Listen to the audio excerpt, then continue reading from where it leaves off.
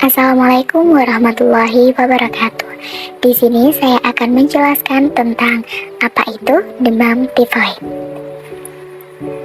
Demam tifoid atau yang lebih sering dikenal dengan tipes merupakan penyakit akut yang disebabkan oleh bakteri Salmonella typhi.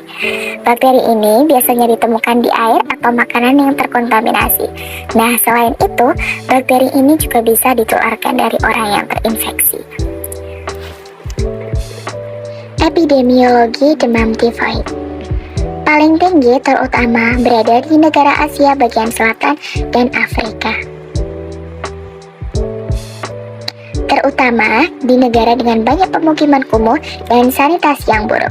Namun, demam tifoid juga dapat ditemukan di negara maju dari para pelancong dengan riwayat bepergian ke daerah endemik demam tifoid. Tren epidemiologi di Indonesia. Demam tifoid di Indonesia tergolong dalam penyakit endemik. Prevalensi demam tifoid di Indonesia cukup tinggi, yaitu mencapai 500 kasus per 100.000 penduduk per tahun. Berdasarkan studi yang dilakukan di daerah kumuh di Jakarta, diperkirakan insidensi demam tifoid adalah 148,7 per 100.000 penduduk per tahun pada rentan usia 2-4 tahun, 180,3 pada rentan usia 5-15 tahun, dan 51,2 pada usia di atas 16 tahun. Kemudian mortalitas dari kasus ini adalah setiap tahun diperkirakan ada 215.000 kematian di dunia disebabkan oleh demam tifoid ini. Sebelum dikenal terapi antibiotik sebagai lini utama terapi demam tifoid, angka fatality rate demam tifoid di Amerika Serikat mencapai 9-13%. Namun saat ini resiko mortalitas telah jauh menurun, hanya 0,2% saja.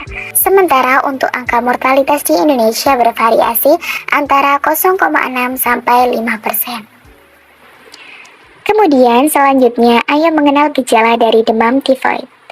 Demam tinggi, ada juga sakit kepala, nyeri otot, lelah dan lemas, keringat yang berlebih, batuk kering, hilangnya nafsu makan, berat badan menjadi turun, sakit perut, sembelit, ruam merah pada kulit, hingga pembengkakan perut. Kemudian ada juga gejala demam tifoid lanjutan seperti linglung atau mengingau, halusinasi, diare, menggigil, sering kelelahan, sulit berkonsentrasi, hingga BAB darah. Kemudian, berapa lama masa inkubasinya?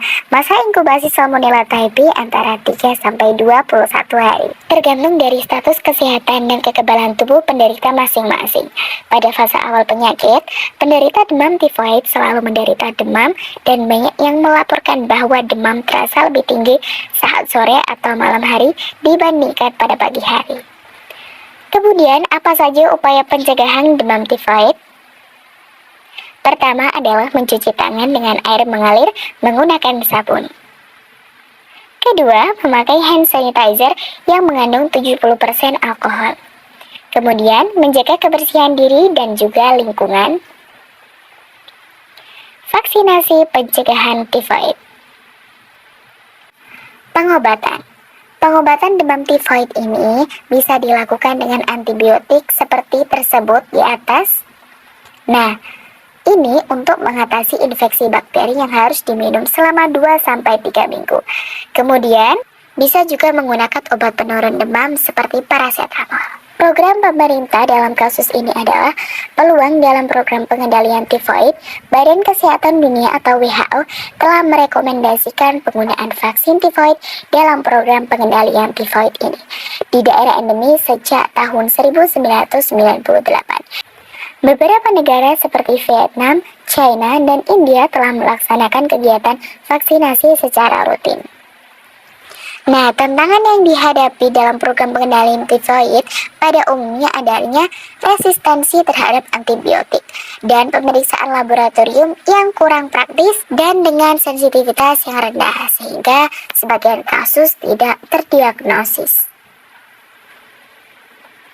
Demikian penjelasan dari saya mengenai kasus demam tifoid.